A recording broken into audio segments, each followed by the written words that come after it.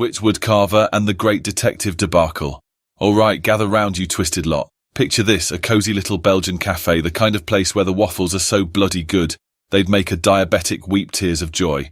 And who's sitting there tucking into a mountain of syrup-drenched goodness? None other than Jules Maigret and Hercule Poirot, the dynamic duo of detective work.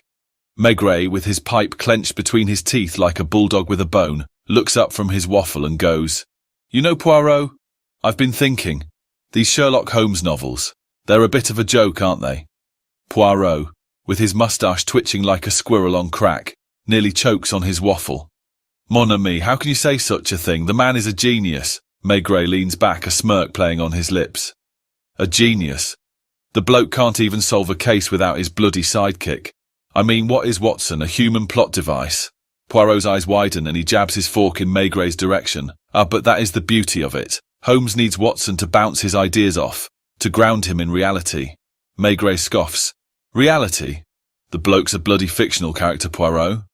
And besides, have you ever tried to bounce an idea off someone? It's like trying to play squash with a bloody jellyfish. Poirot chuckles. But Maigret, you are missing the point. It is not about the reality of the situation, but the perception of it. Holmes creates a perception of genius, and Watson buys into it. Maigret raises an eyebrow. Buys into it? The only thing Watson's buying is a one-way ticket to Idiotville. I mean, the man's a doctor, for crying out loud. He should be able to spot a drug addict from a mile away. But no, he's too busy fawning over Holmes to notice the bloody needle tracks. Poirot waves a dismissive hand. But that's the charm of the character. He is the everyman, the one who represents the reader in the story. Maigret snorts. The everyman. More like the every idiot. I mean, who in their right mind would follow a man who wears a deerstalker hat and plays the violin in his spare time? Poirot laughs. But Maigret, you are forgetting one crucial detail. Holmes is not just a man. He is a symbol, a representation of the power of the mind over the chaos of the world. Maigret rolls his eyes. A symbol?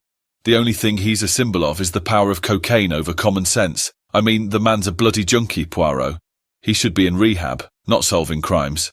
Poirot shakes his head, a smile playing on his lips. But that is the beauty of the character, Maigret. He is flawed, yes, but that is what makes him so compelling. He is a genius, yes, but he is also a man, with all the weaknesses and vices that entails. Maigret chuckles. Well, I suppose you have a point there, Poirot. After all, who among us is perfect? Poirot raises his waffle in a mock toast. Indeed, mon ami. And that is why we love him, despite his flaws. Because in the end, we are all just flawed creatures, trying to make sense of a chaotic world. And with that, they clink waffles and dig in.